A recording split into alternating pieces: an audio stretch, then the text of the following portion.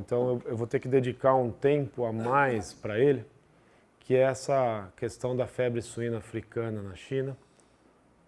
Este é, longe dos outros, o principal assunto agrícola do mundo.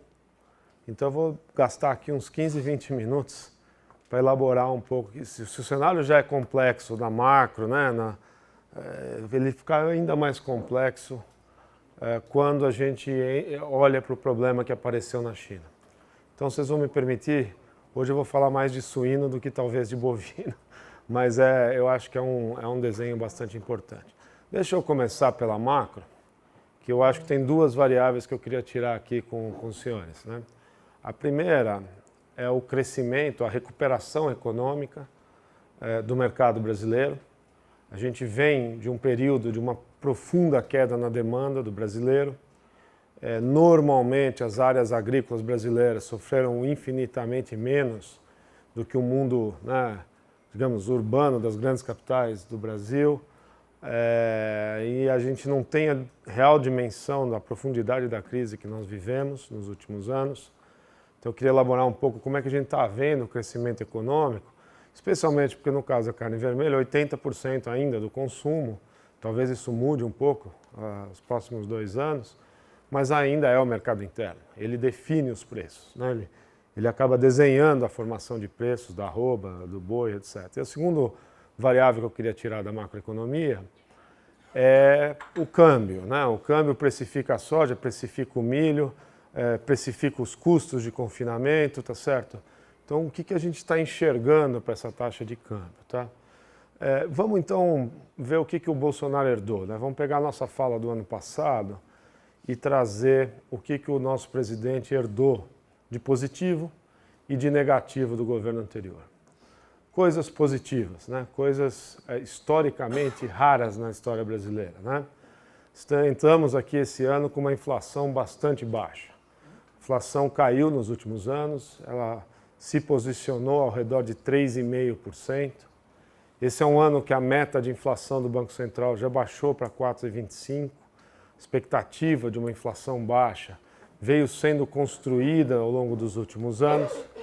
E isso gerou um segundo benefício relevante, que a taxa de juros veio caindo progressivamente, né? A Selic está aí 6,5%.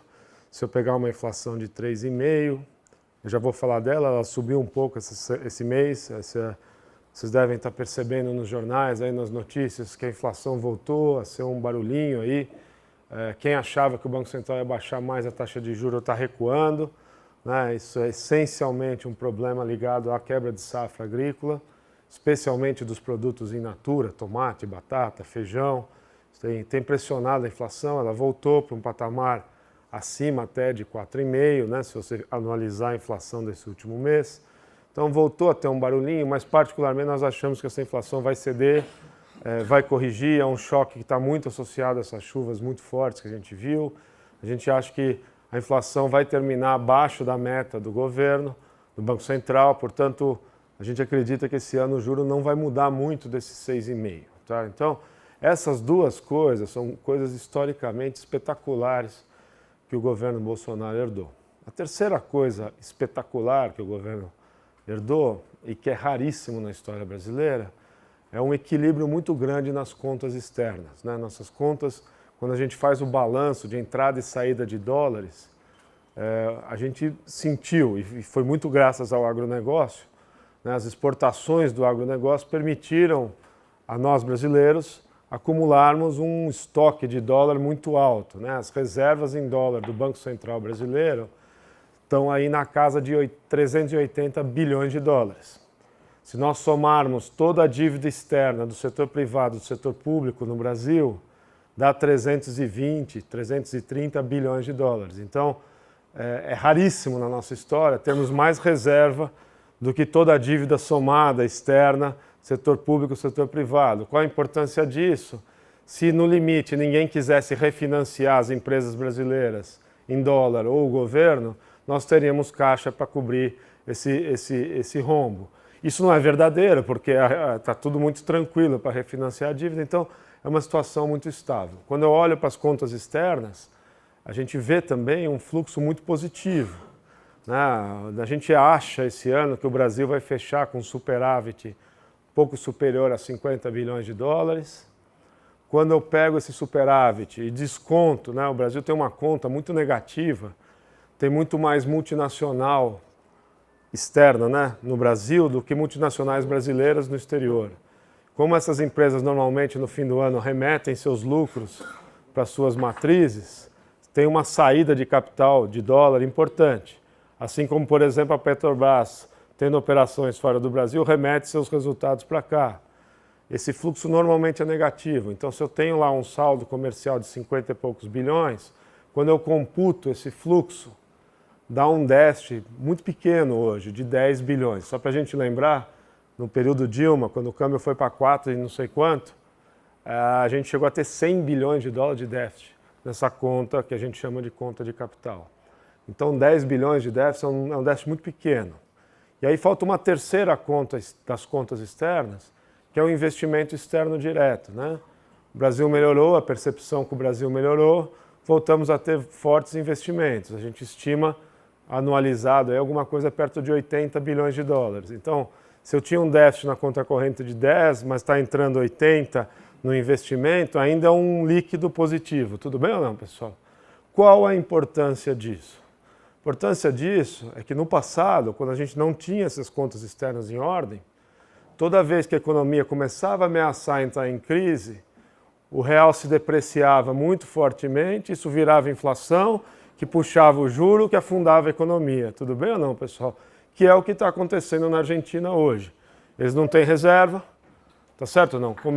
A Argentina está enfrentando inflação de 40 e tantos %, uma depreciação do câmbio violenta no ano passado, taxas de juros altíssimas, tudo que o Brasil já viveu naquelas crises. Então, o que esse governo herda que é sensacional, né? Eu estou com as contas externas em ordem, tá certo? Eu aguento certos solavancos na economia que eles não vão comprometer o crescimento e a recuperação se ela vier, tá certo? Essas foram as coisas extremamente positivas que o Bolsonaro herdou do governo anterior. Ele herdou uma coisa estupidamente negativa, né? Um buraco nas contas públicas que não é desprezível, né? É um buraco muito grande. Vamos só recordar os números para que a gente tenha uma dimensão por que a reforma da Previdência é o assunto que está mexendo com o câmbio e é o assunto que vai definir se esse governo vai dar certo ou não vai dar certo, tá certo? Esse é o assunto, assim, realmente importante. Desculpa repetir uma conversa que eu já fiz algumas vezes, mas é importante para o raciocínio seguir lógico, né? Um macroeconomista, quando olha para uma economia e quer saber se a saúde do governo está boa ou ruim do ponto de vista econômico, ele olha para duas contas. Ele faz a primeira pergunta: o governo arrecada mais do que gasta ou gasta mais do que arrecada? Essa é a primeira conta que numa empresa eu pegaria o balanço, está dando lucro ou está dando prejuízo, tá certo? Não, essa é a primeira conta que eu tenho que olhar. Durante a última década, durante toda a era Lula, digamos assim, primeiro governo Dilma, nós tivemos uma estabilidade fiscal muito rara na história brasileira. A gente tem que reconhecer isso, né? Durante aí uma década, o Brasil arrecadou mais do que gastava, o governo federal, 3% do PIB. Maneira que o macroeconomista faz, ele pega esse resultado e divide pelo PIB, que numa empresa seria pegar o lucro ou o prejuízo e dividir pelo faturamento, tudo bem ou não? Para dar uma ideia sobre o total que se produz no ano, o que é isso?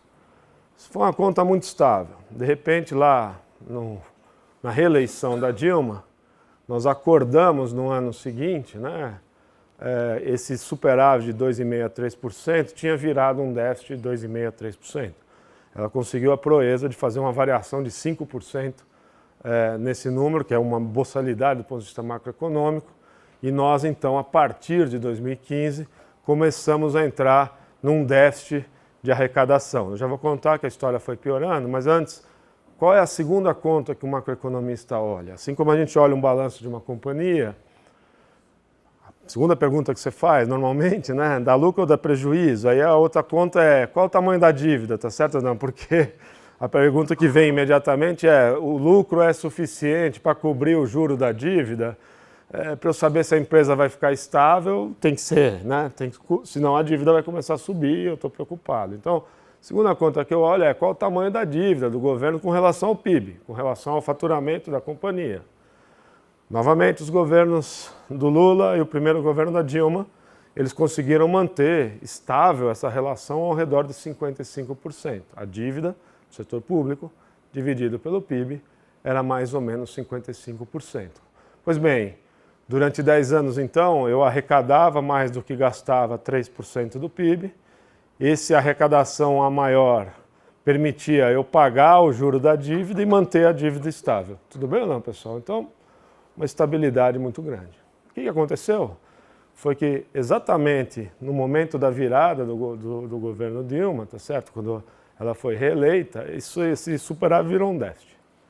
E a hora que ele virou um déficit, a gente já começou a perceber que a dívida ia subir. Se eu não consigo fechar o caixa, eu preciso tomar mais dinheiro emprestado, tá certo ou não?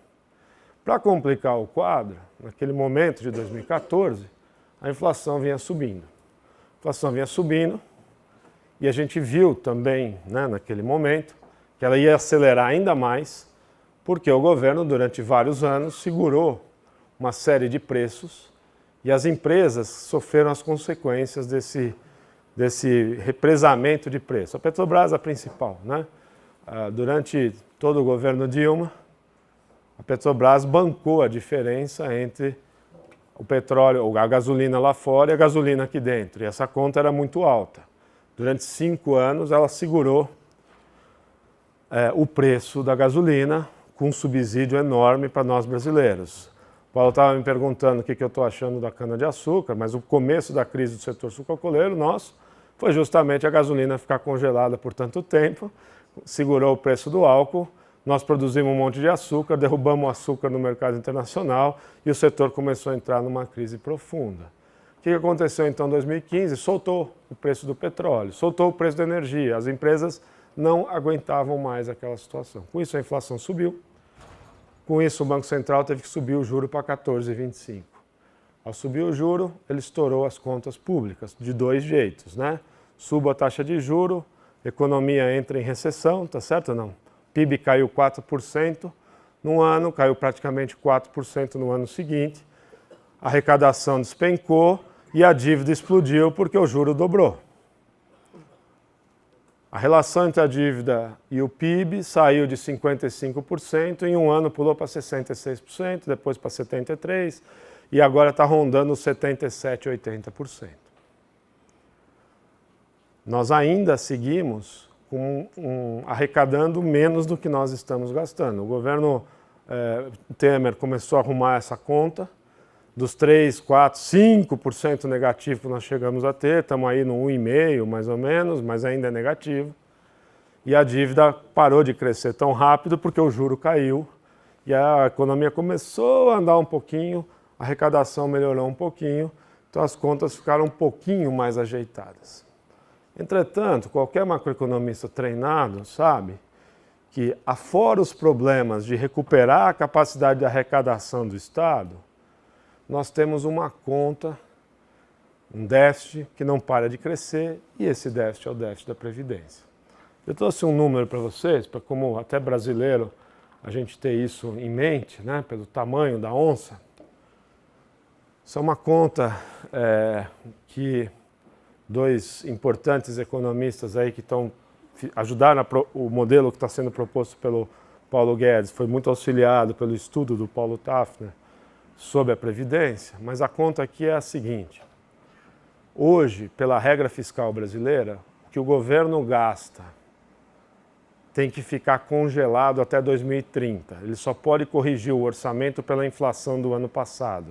Em termos reais, o orçamento brasileiro, do Estado brasileiro, não pode crescer até 2030. Então, qual é a conta? Como a Previdência vai aumentando o déficit, se o que eu vou gastar no Estado está congelado, o percentual que sobra para os outros gastos vai diminuindo no tempo. Tudo bem ou não, pessoal? Então, para dar um número, hoje, 59% do orçamento do Estado é para cobrir o déficit da Previdência. Se nada for feito no déficit da Previdência, vai virar 91% em 2030 do orçamento do Estado. Está clara a conta aqui ou não? Ficou claro isso? Então, qual é o problema, gente? problema na cabeça de qualquer economista no mercado financeiro é simples. Se a reforma da Previdência não acontecer, a dívida vai explodir. Vocês concordam comigo ou não? Porque o déficit vai continuar aumentando, eu não vou fechar a conta e eu vou começar a ver a dívida subir. Esses 77 vão virar 85, 90% do PIB, 100% do PIB. Está claro ou não? A gente sabe o que acontece quando o governo começa a dívida explodir, ninguém quer mais emprestar para o governo só tem uma escapatória. Correr para o Banco Central, dá para ele um título de dívida, o Banco Central imprime moeda, tá certo ou não? E aí a inflação aparece. Não é à toa que a Venezuela entrou numa hiperinflação, né? Eu sempre faço essa pergunta para as plateias. Alguém aqui está com vontade de emprestar dinheiro para a Venezuela ou não? Quem sabe pode ser um bom negócio. O juro é altíssimo, vocês não estão... É isso, é tão simples quanto isso.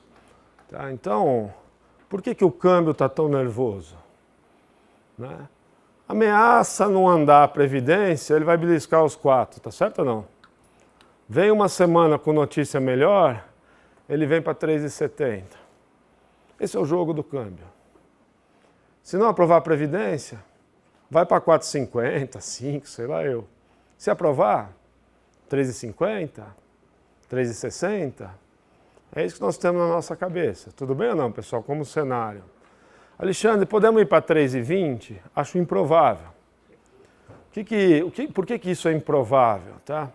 Eu estou acelerando um pouco a macro, gente, porque tem tanta coisa agrícola para a gente falar, mas eu queria só mostrar esse gráfico aqui para vocês, que eu acho muito importante para a gente ter uma percepção do governo Bolsonaro, a percepção do mercado internacional com o governo.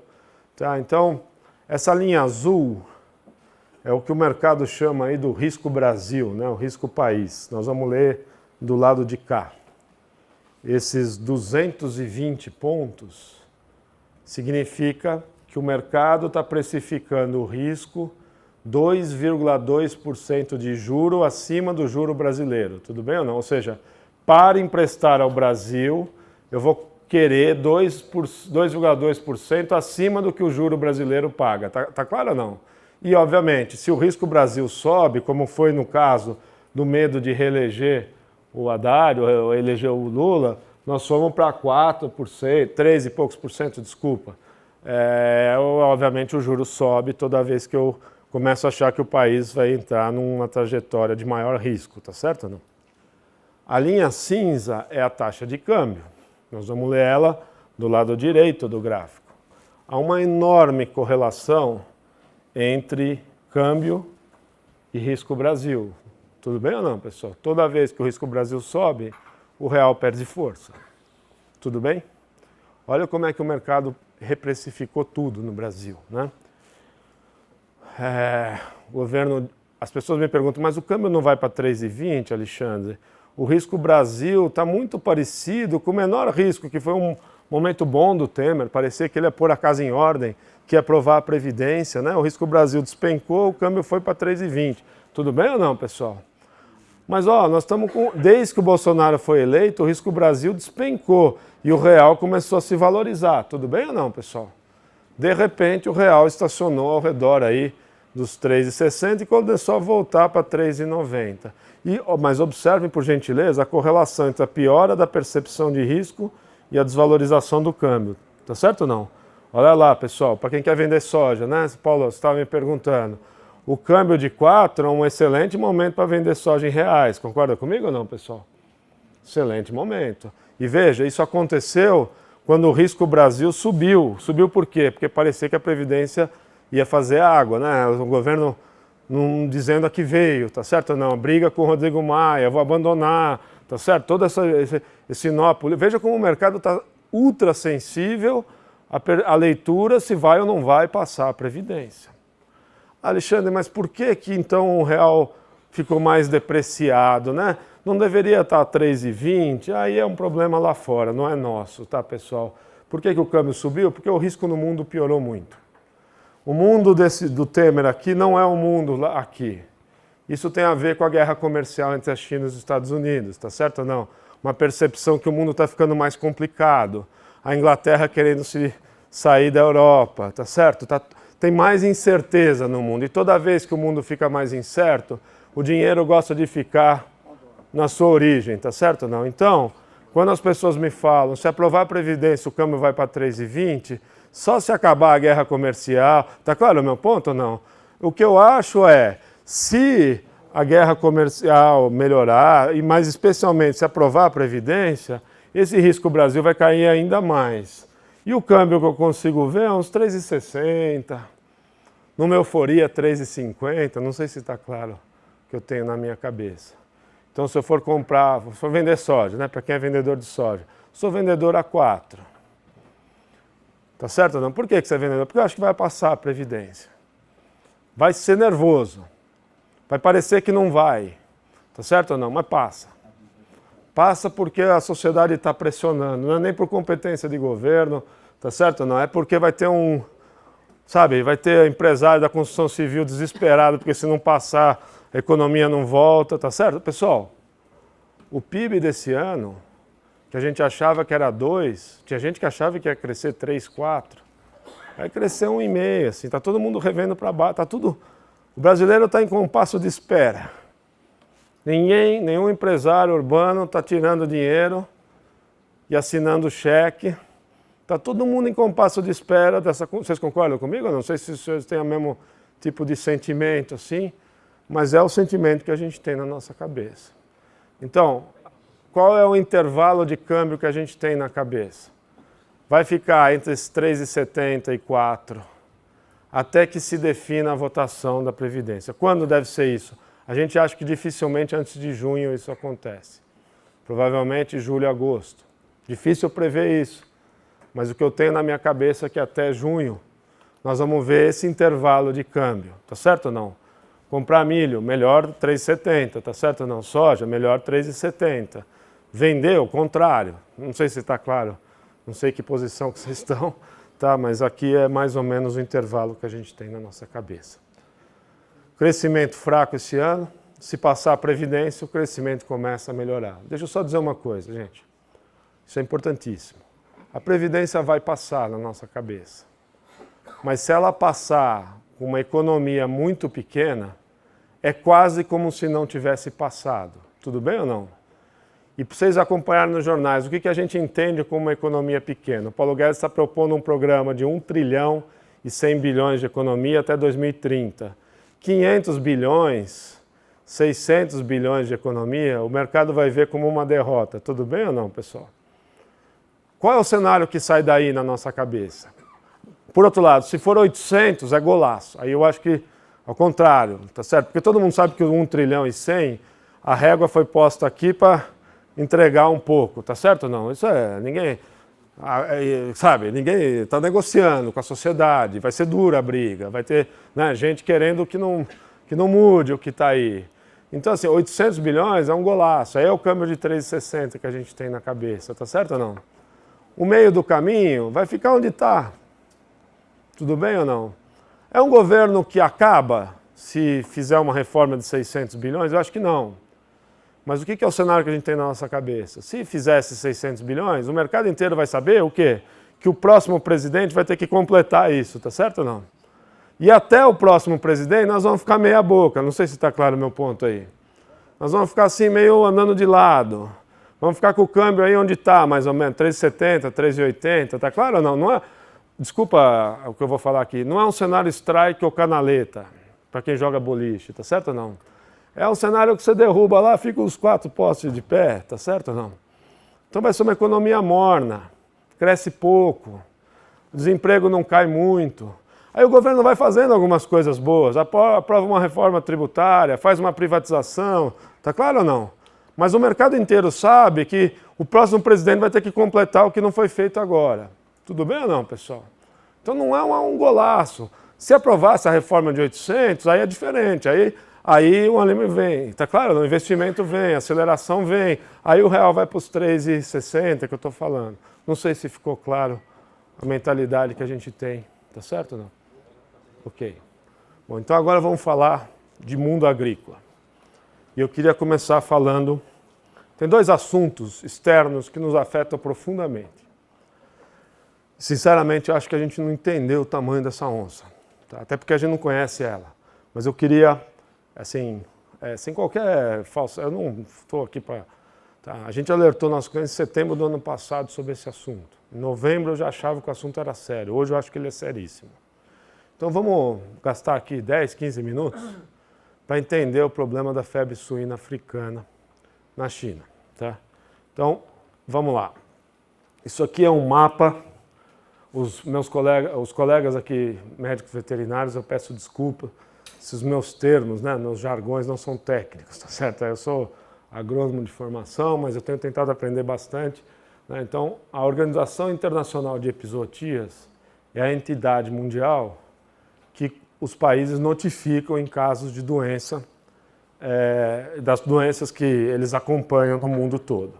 Só para a gente acompanhar no gráfico, todo triangulinho é doença que aparece em animais selvagens. Porco do mato, javali, tá certo? Cateto, qualquer tipo de porco selvagem. Triangulinho laranja é que foi detectado o foco da doença e ela não foi resolvida. Quando aparece verde, como está aqui, é que a doença foi controlada. Tudo bem ou não, pessoal? Ele pintou de verde e controlou a doença.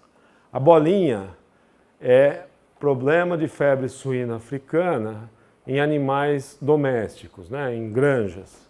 Pintou de azul, resolveu aquele foco. Tá? Pois bem, o que a gente aprende aí, né?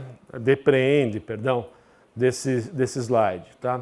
A gente nota claramente que a Europa já vinha sofrendo um problema endêmico, o leste europeu, é muito sério. Já são 5 anos que a doença não para, ela não tem controle. Na África também. Tá? E a gente começou a ver, então, que isso explodiu na China em 2018. Por que a febre suína africana é a doença mais temida da suinocultura? Ela não tem controle, ela não tem cura. Essa é uma doença que nós não sabemos como eliminá-la. A única solução é evitar a disseminação do vírus. Ela é uma zoonose, ela não é uma doença que nos mata, nos afeta. Ela afeta o bicho, a suinocultura, mas ela é de uma virulência absurda. No prazo de uma semana, a letalidade é quase 100%. Ela transmite muito rápido, é um vírus extremamente resistente e ela tem um outro problema. Esse vírus resiste a cozinhar, resiste a congelamento.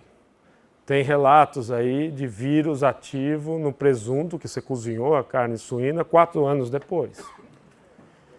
Qual é o protocolo sanitário que você faz? Abate, queima, elimina, enterra, acaba e isola um raio de 100 quilômetros e não permite que a carne saia desse raio. Tá claro ou não? Alexandre, mas a carne não vai fazer mal para mim se eu for abastecer o outro mercado. Mas ela não pode sair do raio se é para não deixar o vírus ir adiante. Tá claro ou não? Obviamente existe o complicador do animal selvagem. O animal selvagem, ele pode chegar perto, contaminar e ele vai passar. Sim, é por isso que todo mundo tem medo de javali, né? Ficar andando para tudo que é lado aí. Apareceu o caso de javali na Bélgica, arrepiou o mundo, apareceu na Polônia, do lado da Holanda, que tem muito porco. Foi um assunto enorme no segundo semestre do ano passado isso. Mas eu queria que vocês notassem que no caso chinês, né, apareceu um caso em agosto e de repente esses casos começaram a explodir. São mais de 100 casos notificados. Essa semana foi notificado um caso no Camboja. Já apareceu casos no Vietnã. E o sentimento de todo mundo é que a doença já é endêmica e ela está se espalhando pela Ásia toda. Alexandre, mas por que isso é relevante? Vamos aos números. Tá? A carne suína é a carne mais consumida no mundo, longe das outras. São 114 milhões de toneladas. A carne vermelha, como referência, são 60 milhões de toneladas. É praticamente a metade. A China sozinha responde por metade do consumo de carne suína do mundo. São 450 milhões de porcos. Eles têm metade do rebanho de matrizes do mundo. bom, para quem vende soja, é um pedaço muito importante da importação de soja e a China é o maior importador do mundo, longe dos outros. Então, o que está acontecendo? Vamos entender a dinâmica do que está acontecendo na China. Conforme esses focos vão aparecendo, você vai isolando as áreas nesses raios. Tudo bem ou não, pessoal? Acontece que muito da produção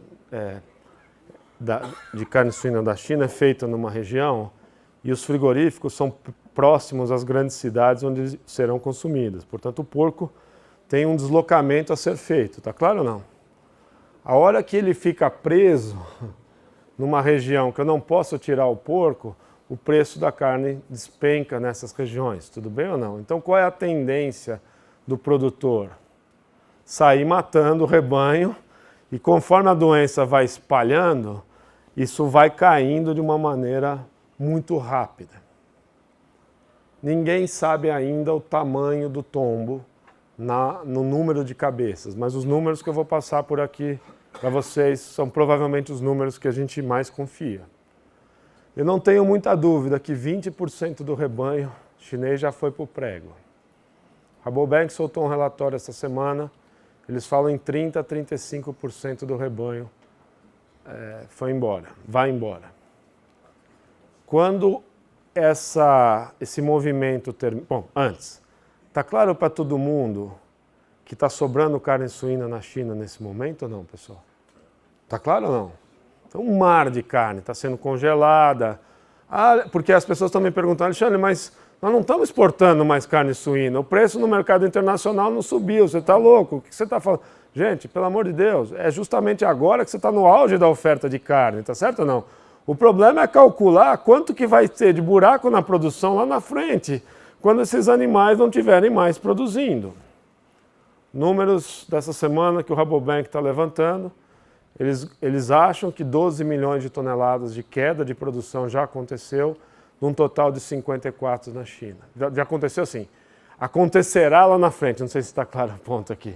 Já destruiu capacidade produtiva futura equivalente a 12 milhões de toneladas. Esse aqui é o ponto. Então, nós vamos chegar na soja e no milho, tá? Mas deixa eu só fazer um ponto. O Rabobank está falando que ele acha que vai chegar em 15 a 16 milhões de toneladas de queda de produção, podendo ir a 20 se a doença não parar nos próximos meses. Deixa eu dar números para vocês. O comércio mundial de carne suína é de 8 milhões e meio de toneladas. Cair 12, 15 ou 16 ou 20 na produção é 2 vezes o comércio mundial.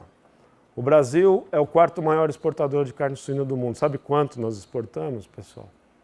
800 mil toneladas de carne suína. Estados Unidos, que é o maior exportador, exporta 1 milhão e 600, 2 milhões de toneladas. Então, o que está acontecendo?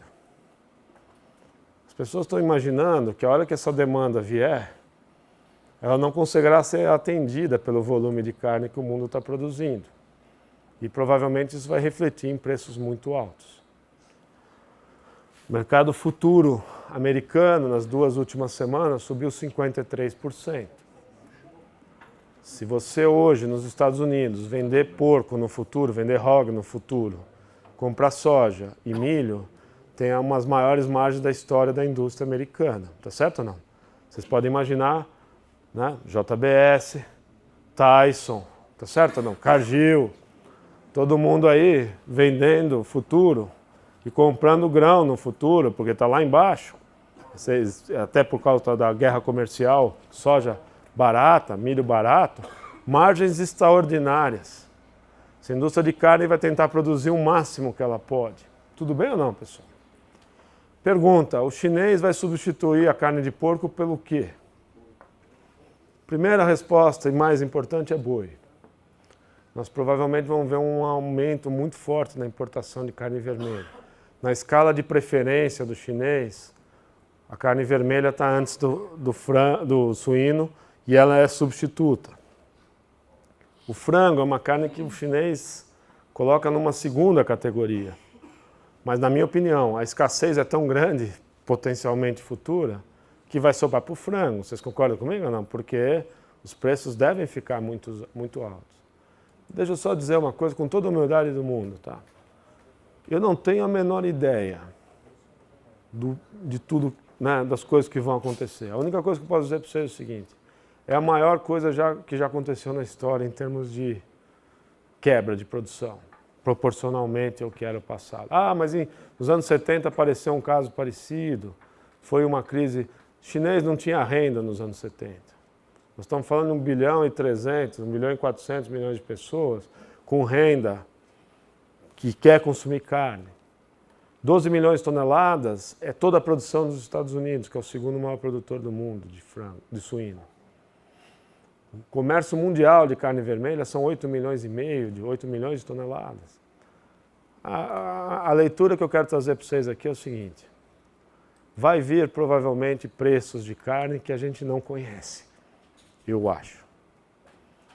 Vai vir uma pressão exportadora muito forte, na minha opinião. Alexandre, o boi vai dar uma porrada? Veja, nós exportamos 20%, né? Você não vai conseguir tirar o consumo do brasileiro, mas evidentemente, se essa demanda exportadora vai tomando vulto, não vai ser só dianteiro que ela vai pressionar. Não sei se está claro o meu ponto. Ela provavelmente vai puxar muito mais coisas. Olha, gente, eu não sei o tamanho disso, eu não sou um cara que gosta de coisa exagerada, mas o que eu estou passando para vocês são as melhores informações que nós estamos tendo de monitorar esse acontecimento. O mundo está meio surpreso, está todo mundo meio em estado de choque, está todo mundo olhando e tentando entender o movimento. Eu insisto num ponto, por favor, o preço continuará abaixo por algum tempo. Vocês concordam comigo ou não? Porque enquanto eu estiver matando o estoque, é o contrário, eu estou num excesso de oferta danado. Eu acho que isso dura uns 8 meses, pelo menos. Entendo? Olha a conta que eu estou tentando fazer. Quanta carne está entrando no mercado por causa desse abate, quanto é o consumo mensal e que tipo de tempo que vai levar para corrigir. Não sei se está claro. Ó, tipo de... Olha, a gente está lendo, minha equipe hoje só faz isso, sabe? Fica atento, está lendo, porque isso aqui tem muito dinheiro aqui. Tem muito porco para bater. Tem muito porco para bater. Então, vamos desenhar cenários. Se a doença não for controlada, eles vão continuar matando. E isso aí pode demorar mais tempo para vir um rebote. Mas também, quanto mais eles abaterem, lá na frente fica ainda. Tá certo ou não? São quantos anos de buraco? Porque para eu começar a reconstruir esse rebanho, é 1 ano e meio de ciclo. Alexandre, mas e se a doença nunca mais desaparecer, ficar endêmica, ela ficar voltando? Eles talvez não terão mais o estoque que eles já tiveram e a importação vai ser algo muito forte. Tá certo ou não, pessoal? Então, Pergunta, a tendência é de aumentar, então, sair dos 20%, dar uma fregadinha no volume de exportação. Eu acho, assim, minha aposta, nós vamos testar o limite da exportação brasileira. Veja, isso aqui tem várias implicações para os nossos negócios, vocês concordam comigo ou não? Primeira implicação, vocês já mataram a pau. Soja. Demanda fraca, concorda comigo ou não? Curto prazo, desculpa, eu não tenho notícia boa para dar para vocês, para quem é produtor de soja. Eu não consigo ser otimista. Estoque alto nos Estados Unidos. Safra volta para 55 milhões de toneladas na Argentina, vindo de 38. Safra brasileira quebrou, mas não é uma safra ruim, porque vem de safras enormes. Eu olho para os estoques mundiais, sobrando. E eu estou vendo o principal consumidor do mundo destruir uma fonte muito importante de consumo de soja. Concorda comigo ou não? Não gosto. Não estou gostando desse momento. Então, quando alguém vem me perguntar de soja, quando o câmbio bate 4, Chicago está firme, aparece alguma margem, eu não acho ruim para vender, não consigo ser otimista. Está claro o que eu estou falando aqui ou não, pessoal? Por outro lado, o que vai acontecer depois, quando vier essa demanda de reconstrução do estoque? Primeiro é o seguinte, vai estimular a produção de carne no mundo inteiro. Vocês concordam comigo ou não, pessoal? Isso vai ser verdade no Brasil, vai ser verdade nos Estados Unidos, vai ser verdade na Europa. Portanto, a demanda que virá por ração no futuro, ela será muito grande. Vocês concordam comigo ou não? E vai ter a reconstrução do estoque chinês, que não vai ser brincadeira em termos de demanda. Ah, você é negativo para o preço da soja em 20? Eu não sou. Eu acho que lá a gente já pode ter uma recuperação de preço. Tá claro onde é que eu estou querendo chegar? Ah, Alexandre, então se você estivesse comprando insumos para confinamento, os próximos meses devem ser meses bons? Sim. Sim, gosto do cenário. Vamos ter uma safrinha grande? Eu quase que hoje garanto que a safrinha vai ser grande. Não sei se vocês concordariam comigo. Gente, eu rodo o Brasil inteiro. As lavouras que eu vi no Paraná estão espetaculares. Foram plantadas cedo, sabe, quebrou a soja, quebrou, mas choveu que um relógio, plantou cedo, acho que vai vir uma safrinha de deitar o coco. Aqui em Goiás, safrinha boa, Mato Grosso, safrinha boa, Mato Grosso do Sul. Eu estou achando que vem 70 milhões de toneladas de milho. Tá claro ou não, pessoal? 66 eu quase que garanto para vocês. Ano passado nós colhemos 53. É milho para deitar o coco. Soja, você vê fundamento da soja subir? Não vejo muito. Agora, se vocês me perguntarem se a doença, vamos imaginar, doença controlada agora nos próximos 2 meses, os chineses voltam a reconstruir o estoque. Vocês estão percebendo o tipo de demanda que pode aparecer rápido? Farelo pode dar um coice, porque... O que mais nós vamos ter de positivo esse ano? Vai ter muito caroço de algodão. A área de algodão cresceu quase 30% do ano passado para cá. Safra da Bahia, muito boa. Safra do Mato Grosso, provavelmente muito boa. Vai ter muito... Como é que é? Adubo já é mais complicado. Câmbio alto, difícil adubo para baixo. Tá. Tenho muita dificuldade de ver. Eu acho que fósforo já caiu o que tinha para cair, já começou a subir no mercado internacional. Também não vejo nenhuma razão para em dólar ele subir demais com esse quadro de grão meio sofrido, porque o grão está sofrendo. Só que o câmbio só se vier para 3,60 para te ajudar no preço em reais desse adubo, tá certo? Mas ele ficando onde está, não estou conseguindo ver muito caminho para isso. Mas deixa eu colocar dos insumos. Vamos ter uma safra de laranja em São Paulo, eu acho que uns 20% a 25% maior que do ano passado. As chuvas agora ajudaram. Vai ter muito subproduto, DDG aparecendo aí, né? Novas fábricas. Eu acho que é um ano que a gente vai ver muitos insumos. Gosto do cenário de compra aí de maio, junho. Você entendeu? Eu estou gostando desse desenho aí. Eu acho que quase com toda certeza a safra de algodão é muito grande. Quando eu falo quase com toda certeza, nós não temos poder divino de saber se os próximos meses aí vai ser perfeito de clima. Ninguém tem. Mas o que está projetado para o clima, e com tudo que já tem de água no solo, quase que garante uma safrinha boa. Tá certo ou não? Quase que garante. De novo, ninguém aqui tem poder divino, mas eu tendo a achar que vai ser muito grande essa safra. Um detalhe importantíssimo para dizer para vocês, compradores, né? Quem foi comprar milho. Nós não temos muito milho fixado para exportação, por causa da tabela de frete. As pessoas têm me cutucado muito nesse assunto. Deixa eu ver se eu trouxe isso. Mas deixa eu só mostrar para vocês.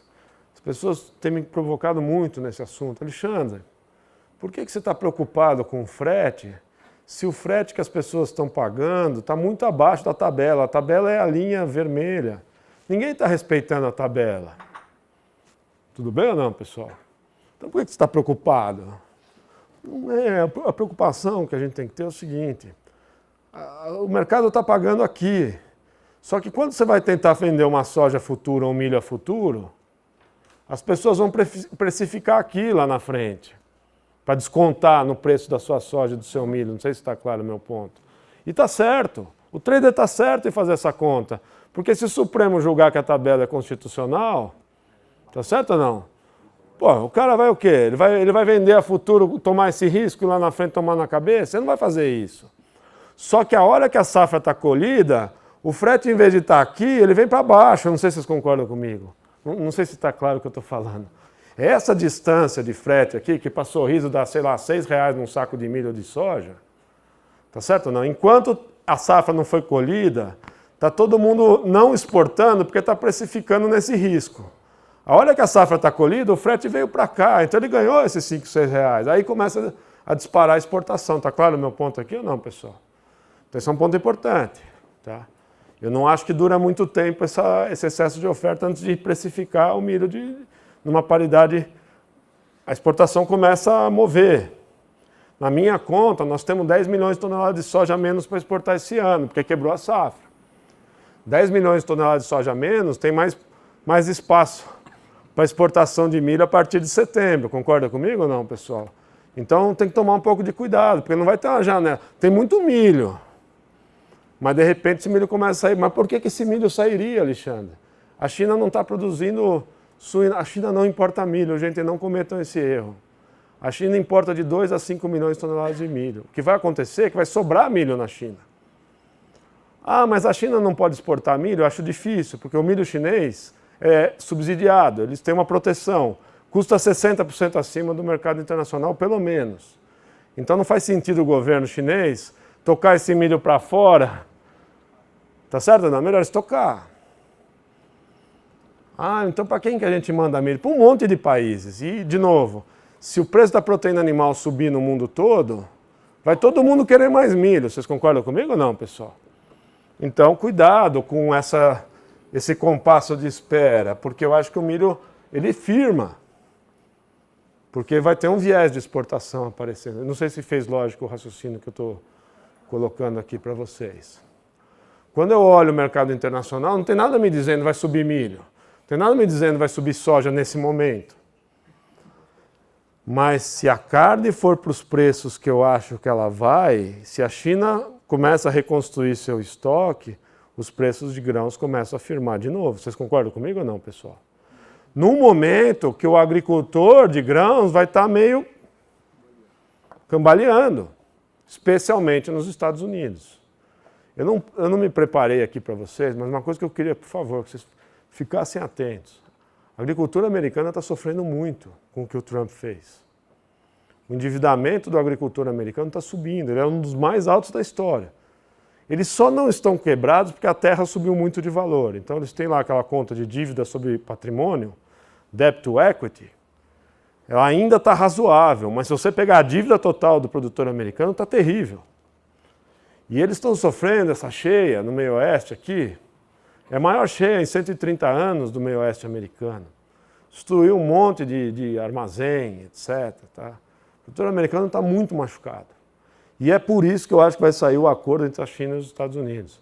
A China precisa da carne americana e o americano precisa recuperar a agricultura dele exportando para o chinês. Tudo bem ou não? Então vai chegar num acordo.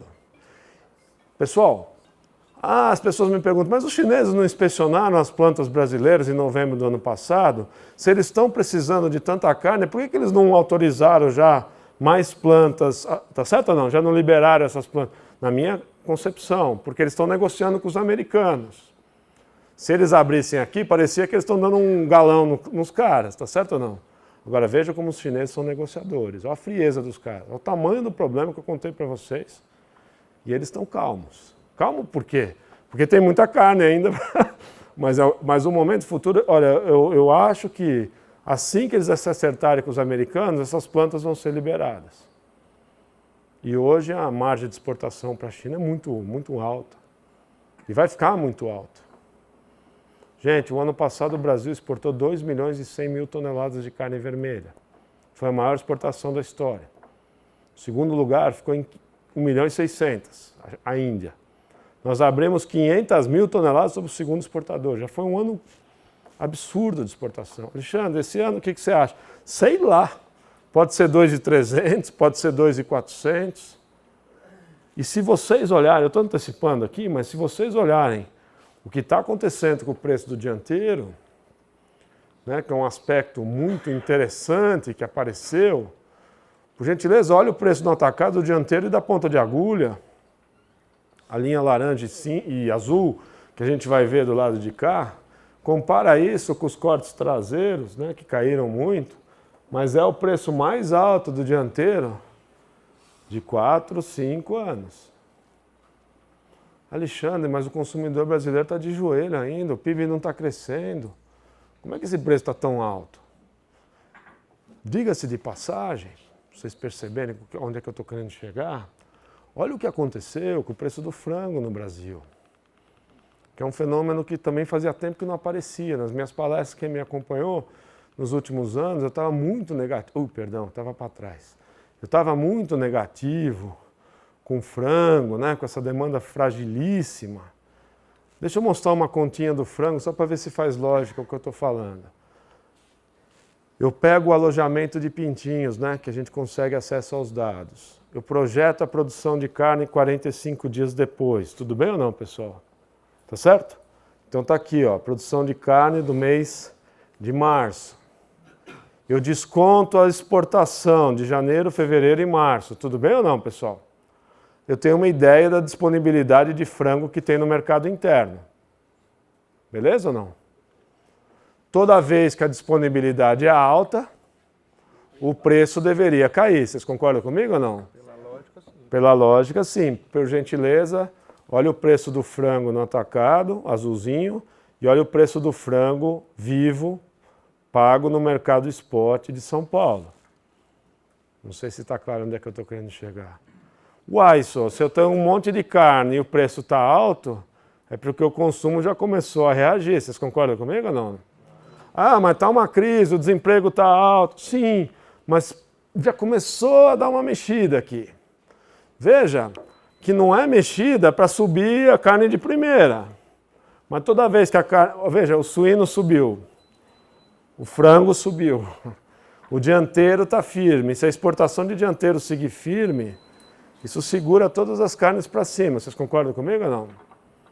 Consumo de milho subindo. Consumo de farelo subindo. Tá certo?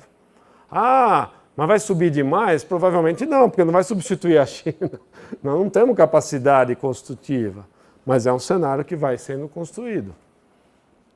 Não sei se fez lógica o que eu falei até agora. Tá? Então deixa eu resumir o que eu... Eu estou meio acelerado, vocês me desculpem. Eu estou meio assim... Esse negócio mexeu comigo, vocês não sabem quanto. Eu acordo de madrugada e falo, porra, e agora? Porque você sentiram o tamanho da onça, vocês concordam comigo ou não? E é um negócio imprevisível e tomando tamanho. Gente, não tem precedente histórico o que está acontecendo. O tamanho do déficit de carne pode chegar num nível que não tem precedente histórico. Então as pessoas ficam me perguntando, eu não sei... Eu só sei que é grande, já é grande, pode ficar enorme. Tudo bem ou não? Mas também vamos pôr o pé no chão. A roupa vai para R$200, tá certo? Não é isso, porque não tem essa transformação até, tá certo? Mas é claro que vai dando firmeza, o cenário é muito firme no sentido... Eu tenho um pouco mais de recuperação de mercado interno, nada brilhante, mas eu tenho um pouco mais. Eu já vim de uma exportação muito forte. Está sinalizada uma exportação potencialmente ainda mais forte em algum momento futuro. Mas não é 19 que vai ser a cacetada. Provavelmente isso vem para 20. Vocês concordam comigo ou não? Provavelmente o buraco maior virá mais para frente. Mas é um desenho, né? Ela está construindo um cenário. O que me parece que é favorável é que nesse momento os insumos vão sofrer. Vocês concordam comigo ou não? Porque é uma acomodação de demanda de um país muito grande. E a carne vai tomando força, ela vai ganhando... E aí as margens vão melhorando. Em algum momento futuro, essa demanda de grão vai vir mais forte. E aí a gente vai estar conversando de outras coisas. Esse é o cenário que eu tenho na minha cabeça. Se a reforma da Previdência fosse aprovada agora, sei lá, em junho, pode ser que o câmbio venha para 3,60, aí o milho fica mais barato por mais tempo, tá certo ou não?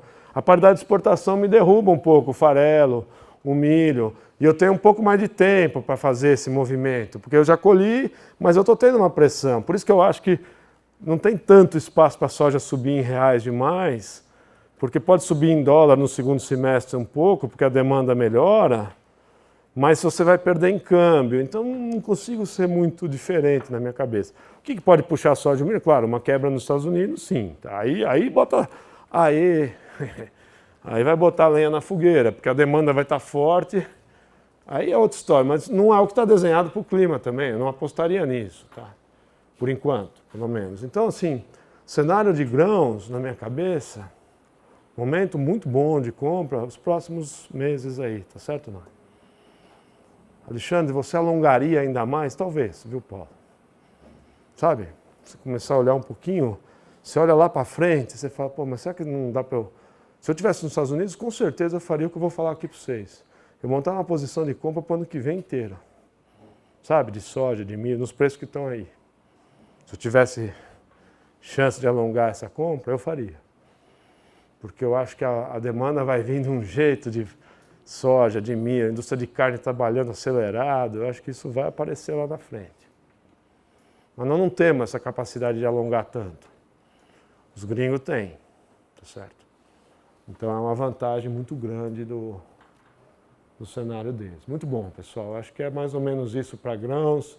Eu queria mostrar esse fato do frango. Eu passei batido aqui, mas deixa eu mostrar só um dado importante, né? O suíno no Brasil já começou a reagir e não tem nada a ver com o problema de China.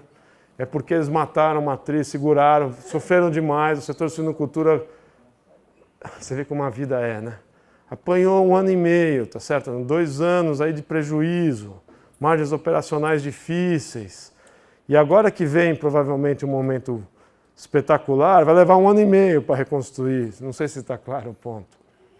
Tá certo ou não? Vai demorar para... Então, infelizmente, tá? A vida é assim.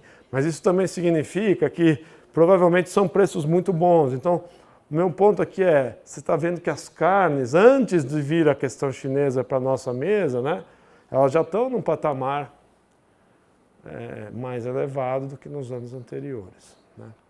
Eu já falei de grãos, tem todo o cenário climático e tal, mas eu quero agora me dedicar um pouquinho ao boi.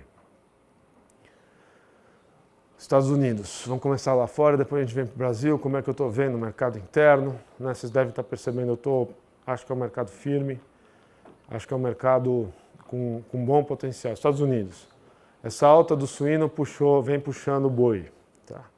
A arroba de carne nos Estados Unidos, a arroba ao produtor veio para $80. Ela tinha descido para um patamar mais para casa dos $70, né? Então, essa alta de carne já começou a pressionar um pouco os preços nos Estados Unidos. Nada muito assim, nada de $100, né? Mas é um preço que deu uma recuperada. Austrália, né? Que eu queria mostrar para vocês. Vocês devem ter acompanhado também. Quer dizer, o mundo está bem complexo, né? Mas se você pegar a Austrália, eles viveram uma cheia terrível, né? Vocês devem ter visto nos WhatsApps os vídeos. Estimativa do governo australiano é que eles perderam 500 mil cabeças.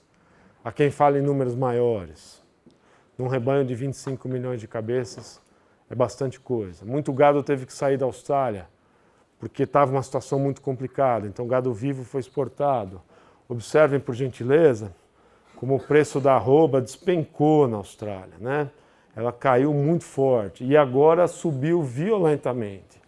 Que é o que eu acho que vai acontecer. E ouso dizer, que a arroba australiana vai voltar para os patamares de $75, $80. Tá? Diante do quadro de abate, né, de fêmeas violento que eles tiveram que fazer por causa desse desajuste forte aí, que eles estão vivendo. Então, na minha opinião, a Austrália vai vir com uma arroba aí que vai subir provavelmente nos próximos meses. Quando a gente faz a arbitragem e compara em dólar, né? Quando a gente compara os preços em dólar, por favor, pessoal, isso aqui é o preço mensal médio do mês passado, tudo bem ou não? Então não está pegando o repique do preço da Austrália, que já subiu uns $10 ali, né? Vocês viram. Então olha que coisa impressionante, né? A América Latina vai convergindo, né? Brasil, Paraguai e Argentina, para uma arroba ao redor de $40, perdão. Os Estados Unidos vai indo para $80. Eu acho que a Austrália vai se direcionando para os $60, quem sabe $70, quando ela se ajustar. Então você vai ficando, o Uruguai fica num degrau acima, tem ficado, porque ele está acessando mercados que pagam mais, né? $55. É para dizer para vocês o seguinte, a carne mais barata do mundo hoje é Brasil, Argentina e Paraguai. Tudo bem ou não, pessoal? Então, uma conta. Que conta que você tem para arroba na sua cabeça? Wyson, uma arroba de $43, $45. Tá certo ou não? Eu estou falando Praça São Paulo. Aí depende, joga o câmbio em cima, R$3,90. Se fosse 4, é uma arroba R$170, tá certo ou não? Mas nesse intervalo de $40 a $43, eu acho que é um intervalo que nós vamos meio que navegar. Não sei se está claro o raciocínio. Ah, então essa arroba de R$160 faz sentido? Faz, eu acho que tem um viésinho de alta aí. Praça São Paulo eu estou falando, tá? Tudo bem não? Que é a referência de precificação para esse dólar que eu estou falando aí para vocês. Tá? É o que eu tenho na minha cabeça. Mas eu insisto num ponto. Qual é a velocidade de exportação que vai ajudar a segurar esse preço em dólar? Depende muito do desequilíbrio chinês. Enquanto eu tiver excesso de oferta, talvez não seja um impulso tão vigoroso. Mas se abrir plantas, aí eu acho que nós vamos pegar uma tração firme. Tá claro ou não, pessoal? Porque hoje também você não consegue exportar muito mais, porque já está tomado nas plantas que você está habilitado para a China. Eu preciso de planta nova para começar a mexer nesse jogo. Tá claro ou não? Então, enquanto eu não soltar essas plantas, você também não destrava esse... Mas, acompanhando aí, se soltarem essas novas plantas, a gente vai começar a ver um outro movimento aí, tá? Como é que volumes maiores. Exportação de boi vivo, boa consideração. Teoricamente, né, a demanda é forte para tudo que é lado, tá certo? Porque o que vai acontecer? A Austrália recua na exportação, a Índia não cresce, tá certo? O América do Sul que vai ser chamada para o jogo. E carne precisando para tudo que... Vocês ficam imaginando? Eu fico imaginando se eu fosse o Japão, se eu fosse o mundo árabe, olhando para esse cenário com o buraco que está abrindo na China. Tá certo? De onde eu vou me abastecer, pô? Imagina os árabes. Imagina a Turquia, que importa gado vivo, tá certo ou não? O cara olha e começa a ver esse tipo de movimentação. É que, olha, eu fui só contar, você vê como é que a gente, nós brasileiros somos antenados, viu? Eu fui fazer uma palestra em Nova York em novembro do ano passado, era um monte de gente analista do setor de carnes. Eu falei de febre suína africana, parecia que eu era um lunático na China. Eu percebi no olho das pessoas que eles não tinham sacado que esse assunto era relevante. Olha só como... E a gente já estava meio... Falou, esse troço aqui é bom ficar de olho. Só que agora está caindo a ficha de todo mundo, você entendeu? Está espalhando isso, as análises estão explodindo. E os caras estão olhando para frente e falando, pô, mas peraí, que tipo de onça vem aí? Então eu acho assim, vai ter pressão de demanda para esse tipo de movimento, tá? Sei lá, eu acho que vai ficar fora. Bom, agora vamos ser mais pé no chão, né? Vamos olhar para os preços no Brasil. Alexandre, como é que eu faço conta aí, tá? Essa arroba aí que você está meio otimista, você não está exagerado, não? Talvez. Eu pego aqui o dianteiro, o traseiro, ó, o traseiro está lá embaixo, né? A demanda está para carne mais barata, não está para carne mais nobre, né? Fato. Aí eu monto o boizinho casado, tá certo? No atacado, monto esse boi e começo a ter uma ideia de margem do frigorífico. Então eu faço essa continha simples aqui, né? Eu pego o preço da carne no atacado, montei o boi, tá certo ou não? E divido pelo que o frigorífico está pagando pelo boi, tá certo ou não? Alexandre, mas essa não é a conta do frigorífico certinho. Não, não é. Porque a carne é, sei lá, 70%, 80% do faturamento. Mas o boi também é 70%, 80% do custo. Então, a hora que eu divido um pelo outro, eu tenho uma certa ideia de como é que está a margem para o frigorífico. Tudo bem ou não, pessoal? Então, olha lá, ó. Essa barrinha vermelha é o último mês aí. Você vê que nos últimos meses as margens foram até boas, né? Historicamente, as melhores margens foram lá na carne fraca, lá nos episódios de boi de R$125, Praça São Paulo, que aí a margem deu uma porrada. Mas esses últimos meses foram meses de margens boas. Mas as pessoas me fazem uma coisa, vocês desculpem, eu não quero provocar o pecuarista, tá? Não é a coisa certa de se fazer. Vocês desculpem, mas eu recebo umas porradas de vez em quando. As pessoas falam assim, o frigorífico está roubando, o frigorífico não está pagando menos do que deveria. Gente, eu faço uma pergunta para vocês. Quando é que a arroba vai subir? Ela só vai subir se a carne subir, você concorda comigo ou não? Olha os últimos 4 anos, vocês veem uma tendência de alta na carne ou não? No atacado? Você vê tendência de volatilidade, não de alta. A média está 0 ali. Concorda comigo ou não? Só tem um jeito da arroba subir. É a carne começar a subir. Só que agora eu já começo a ficar mais animado. Eu falo, pô, mas peraí, Alexandre, olha só. Eu nunca bati nos últimos 4 anos esses preços de dianteiro que eu estou vendo ali. Vocês concordam comigo ou não, pessoal? Se o mercado vai mostrando essa tração, aí a arroba vai indo junto. Certo ou não?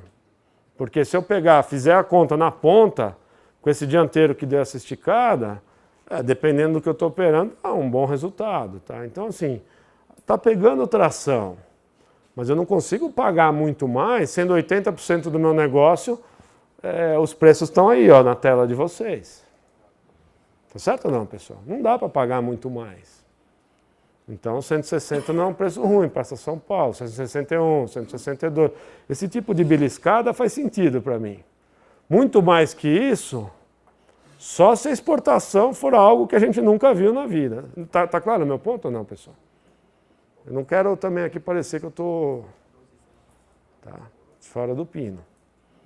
Mas que eu estou sentindo tração, eu estou sentindo. Tá? Essa é a leitura que eu estou fazendo hoje do mercado. Se eu operasse o mercado de carne hoje, eu estava montando posição assim, de compra, porque eu acho que o traseiro vai subir. Não dá para ficar um spread desse tamanho. Começa a ficar. E como o frango está alto, o suíno está alto, a tendência é puxar. E aí vai dando consistência para a arroba. Vocês concordam comigo ou não? Porque aí aquela continha do frigorífico, o boi casado sobe. Eu acho que nós vamos ver isso acontecer. Por isso que eu venho para os meus clientes menos vendedor de futuro de boi, vamos dizer assim. Agora já está entrando numa faixa que eu já acho que já começa a fazer sentido. Viés de alta, grãos, margens boas. Eu não gosto de ficar especulando, entendeu? Eu gosto de trabalhar assim, a margem apareceu, vai fazendo. Deixa um pedaço, se você quiser apostar numa porrada, deixa um pedaço. Mas já começa a aparecer uma coisa que na minha cabeça faz sentido. 160, 160 qualquer coisa, sabe? Já começa a entrar numa faixa que eu acho que quando eu faço conta, como é que eu faço a conta? Eu faço a conta da carne para o boi, não o contrário. Não sei se vocês concordam comigo. Essa é a conta que a gente tem que fazer o boi casado e aí ver quanto é que o frigorífico pode pagar por isso. Mas, Alexandre, a bateria foi pro pau. Milho, caroço, soja, tem mais oferta. Não, por isso que eu estou falando, Como eu acho que o insumo vai cair, toma cuidado para não ficar esperando o boi de 165, você entendeu? Para fazer posição. Desculpa, aí já não concordo. Entendeu? Eu não sou não era vendedor de boi de 156, 157, porque eu acho que, quando eu faço essas contas, eu acho que tem uma canela para chegar nesse 160, 160, qualquer coisa. Nós já estamos chegando perto do que eu acho que faz sentido por enquanto.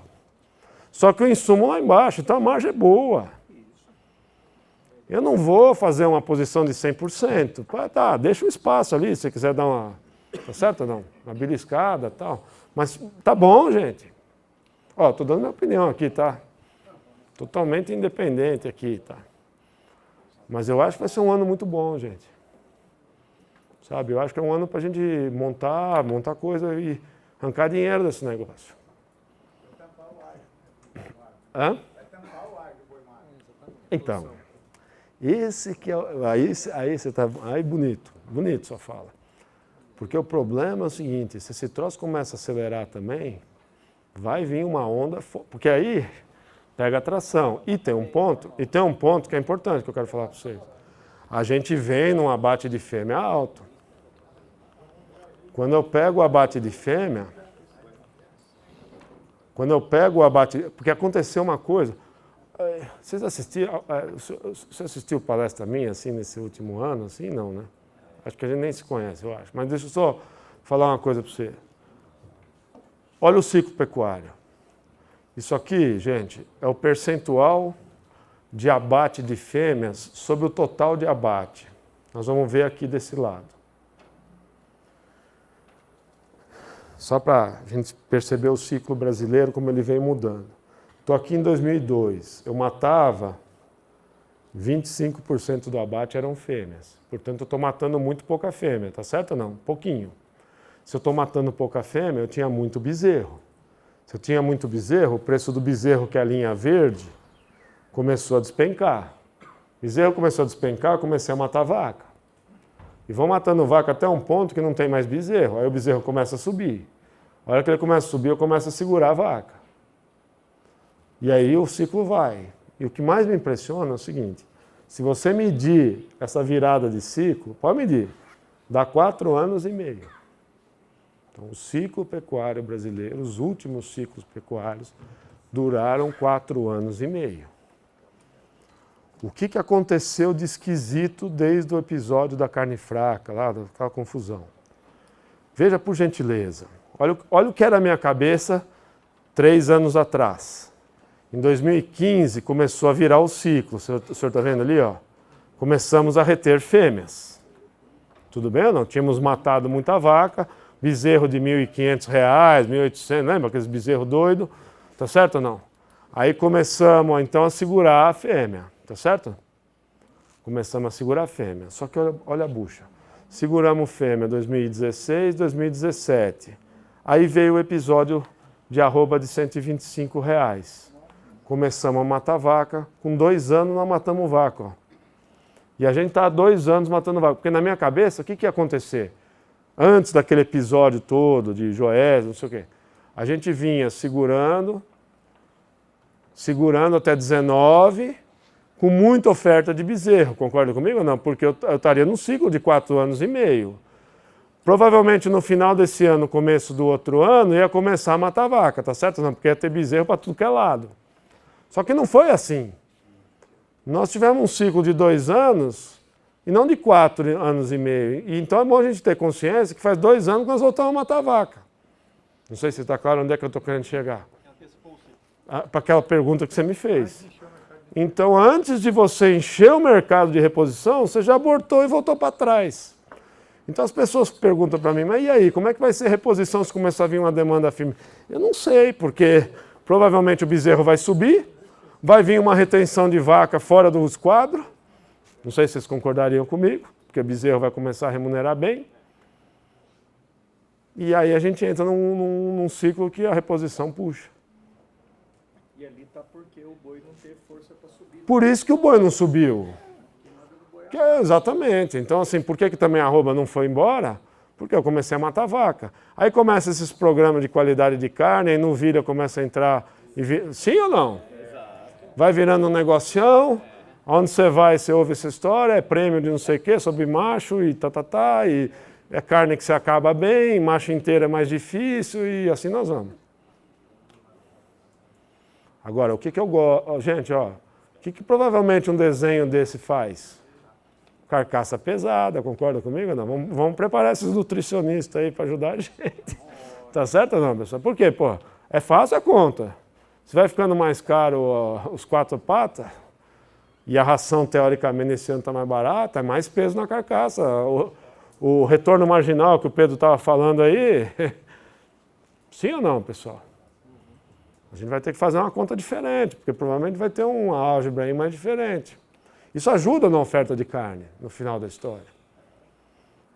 É todo um ciclo que nós vamos começar a ter cria mais intensificada. Não vai ser esses índices de fertilidade que nós estamos vendo aí, sabe? Essas coisinhas. Nós vamos começar, isso aí vai puxar tudo, né? Confinamento de vaca, né? A gente vai ver coisas diferentes aparecendo, na minha opinião. Acho que 2020 pode ser uma grande surpresa. Tá certo ou não? Porque provavelmente é quando nós vamos entender melhor esse déficit de carne no mundo, que bicho que sai dessa onça. Insisto nesse ponto, pelo amor de Deus, para ninguém sair daqui que eu estou falando que porra, não tem carne, você entendeu? Não é isso. A China está com excesso de oferta hoje. Vai demorar para consumir o estoque que eles acumularam. Tá claro o ponto, não? Pessoal, acho que era isso que eu tinha deixar para o debate aí, né? Para a gente cumprir o prazo de tempo. Ficou claro, pessoal? Legal. Muito obrigado aí pela atenção de vocês. É um prazer muito grande.